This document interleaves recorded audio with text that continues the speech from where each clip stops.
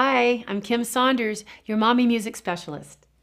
Today's question is, when is the best time to introduce my child to formal music lessons? I've discussed in earlier webisodes that there's a lot of musical development that can go on in infancy and the toddler years, actually even in the womb. But to be ready for formal music lessons is quite another story. I believe that there are 4 basic requirements for a child to be ready for formal lessons. First, recognizing the letters A through G.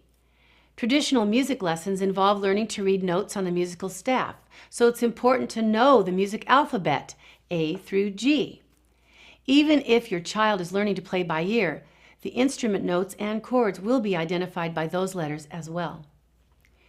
Second, being able to assign numbers to the fingers and knowing the concepts of left and right hand. In piano, for example, the thumbs are number 1, index fingers are number 2, and so on. Much of mastering an instrument is learning musical patterns and sequences, and so knowing at least numbers 1 through 5 and being able to name the fingers with those numbers is really important.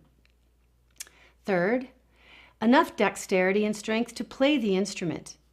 Depending on the instrument, the student needs a certain amount of strength and dexterity to create note sequences, for example, by pushing down on the series of piano keys or pressing down on a violin or a guitar fretboard. Can your child move each of his or her fingers independently, like wiggle them? You can have your music teacher make sure the child is ready to start at the first lesson. Fourth, the ability to practice in between the lessons. Practicing, which is reinforcing and improving what has been worked on in the lesson, is so crucial to mastering an instrument. I have had students who just didn't seem to be able to practice, either because of short attention span or too busy of a schedule. And usually the progress is just so slow that eventually we just have to stop the lessons. For very young children, even 5 or 10 minutes a day can be enough to start a regular, good habit of practicing. Generally speaking, recognizing numbers and letters is common at age 4, but the dexterity and the practicing elements are much more individual. Many recommend starting lessons at least at age 6 for those reasons.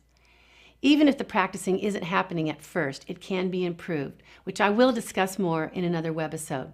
So thanks for watching. See you next time on Mommy Music.